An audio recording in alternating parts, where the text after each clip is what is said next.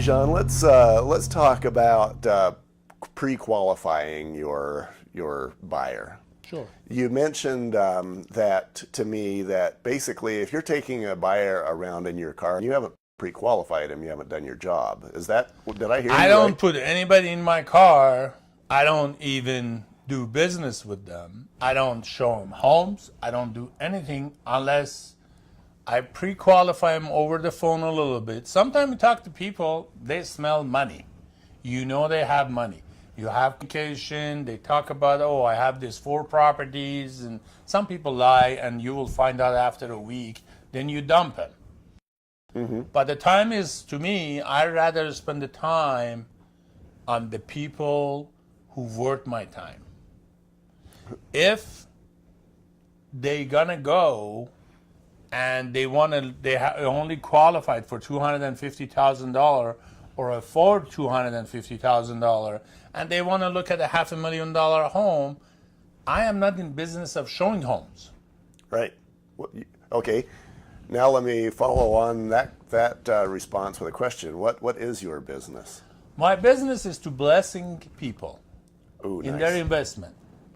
If I bless them, then I will be blessed. It's go both ways.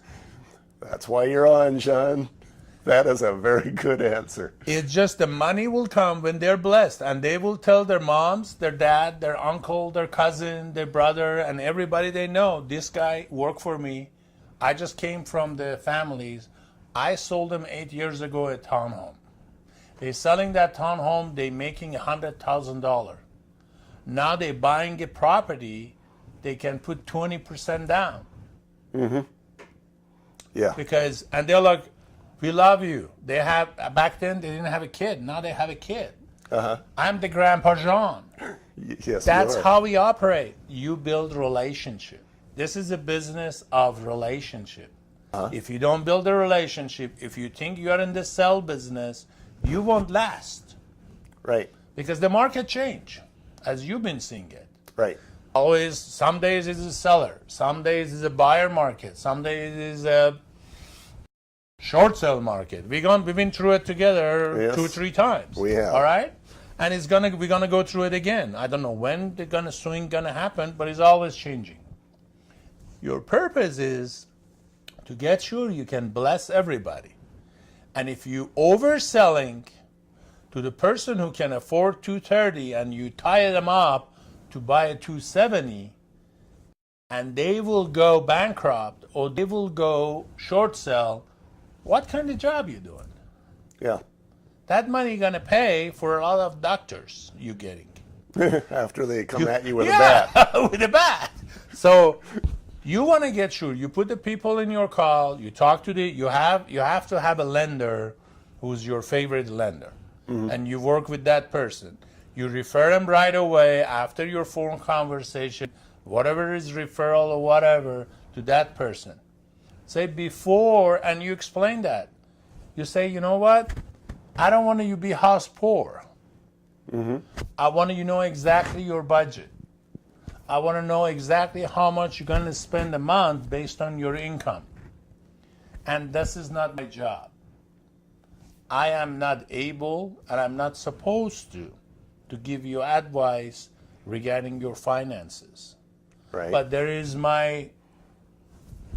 You know, and I find that sometimes when a thing is difficult to say, this has happened in my life a number of times, that, you know, and then you know that no matter what sentence you put together, it's going to be offensive just because you might be stepping a little bit over some line. You know what I say always? What's that? Would you like to eat top ramen for the rest of your life every night? Uh-huh. That's funny, no? That's true. If you do it in the phone and a client asks and you say, I don't want you to eat top ramen every night and with your family, and but it's a good day, you put a little parsley on it. Uh-huh.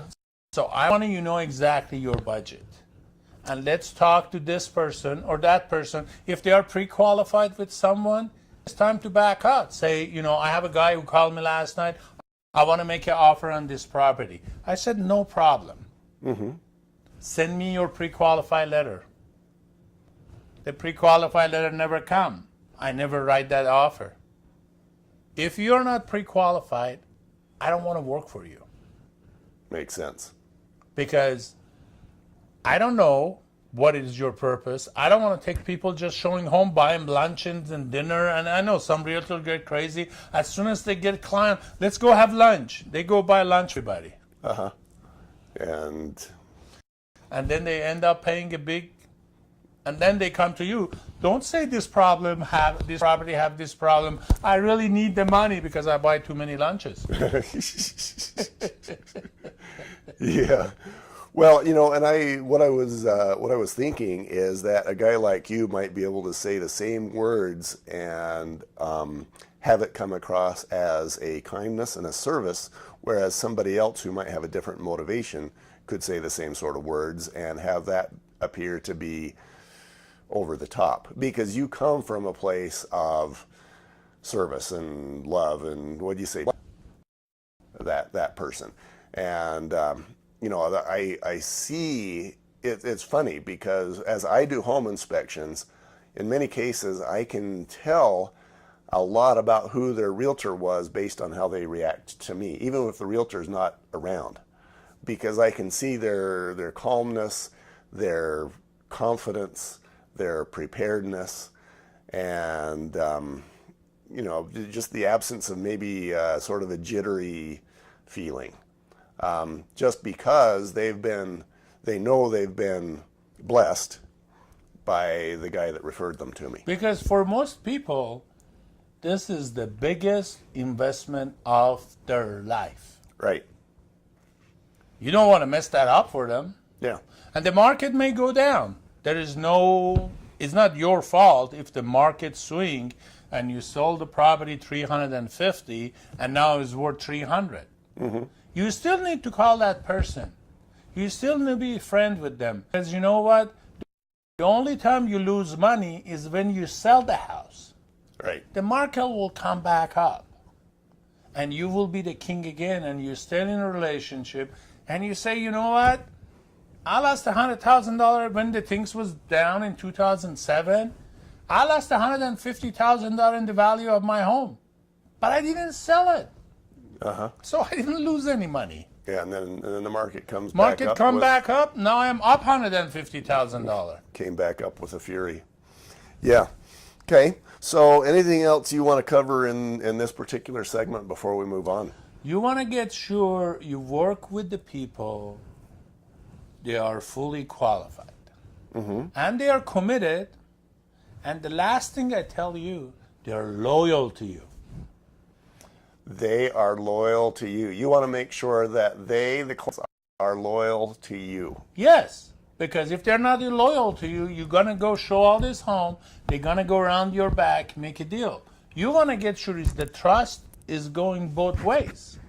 Yeah, I'm thinking, okay, there's 1,000 realtors on right here who's saying, I just met this guy yesterday. How do I make him that loyal to me today? You build a relationship is based on the trust.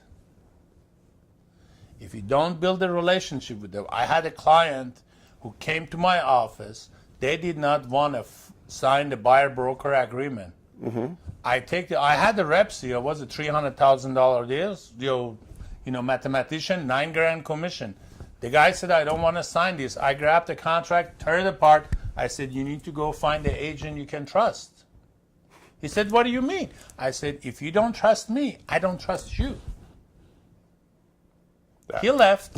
He called me back 10 minutes. John, we want you to be our agent. They come back, sign. I have that $9,000 in my bank account. Uh-huh. Oh, my wife have it, sorry. It's always the wife that has it, right? Yeah.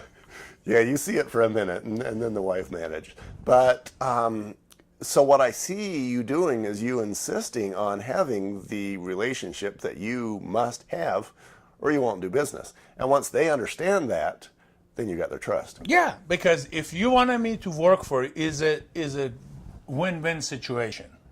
And I established that right on the beginning. Our relationship is based on win-win. Mm-hmm. If I lose, you win, it's not a good relationship. Or vice versa. Mm-hmm. So it has to be a win-win. I want to protect you. These are the things we need to go through. These are the problem we will have, whatever is the buyers or sellers, doesn't matter. It have to be built on the trust. And if you promise to do something, you need to do it. Doesn't matter what you promised. So don't promise you're going to do this and that and that and that when you go get the listing, or when you want to buy it to sign a buyer-broker agreement, you're going to tell them this and this and this and this. But if you don't do it, you break the relationship.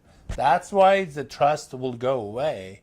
And if you don't have a trust in a relationship, you don't have a relationship. Yeah, and when I think of my son, for example, he got that realtor that I wouldn't have recommended. And that guy made promises pretty much every time he was on the phone. You know, I'll show you this property, I'll file that paperwork, and it, of course, never happened. And if you're not willing to do it, certain things, you need to let them know. I'm not doing that. Rather than make the promise and then not do it. Yeah, the agents say, I will do open house to get a listing, and they never do open house. Doesn't matter what the market is, doesn't matter the area. If you promise to do something, do it. You know, and for me, let's say that I'm the starving realtor, and maybe a home is being listed at, maybe the homeowner wants to list his $350,000 property for $400,000 because, of course, the homeowner thinks his property is worth more than it is. Always does, yeah. And I want the job, so I've heard of realtors who have said, sure, I'll list your home for $400,000. As a matter of fact, I think it's worth $410,000. And then you know that you're not going to sell it for $410,000, but you've got the listing. And then you talk them down later on after you've got the listing. I did that 20 years ago. That was my first listing. Was the biggest mistake I made. Yeah, tell me that story. Okay, let me tell you. First listing I was working with this company. Back then, we didn't have internet, so I'm old, okay? It was a book we will take to the houses, and we show them how our company is. So I take the book, I made a presentation. There was a townhome. Back then was worth it about, I say 160. I listed for 240. So you know what happened? 6 months later, You used to have a sale. expired. I got another agent calling me. I just list your property at 185, and the seller doesn't want to talk to you. Thank you very much. Hang up on me. So not even I didn't sell the property. I got even more depressed because another agent called me and thanks me for overpricing it so he could go on the back door, sell the property at the right price. And be the hero. And be the hero, and I was I don't want to say it. So Well, there you good. are. Yeah. So don't overprice it. And if the property is overpriced, let your client know. You know what? If you really want this property, we'll make an offer on it. But these are the comparable. It shows is a little bit overpriced. Do you still want to make an offer? Okay, well, good stuff. All right, we'll be right back with more. Thank you.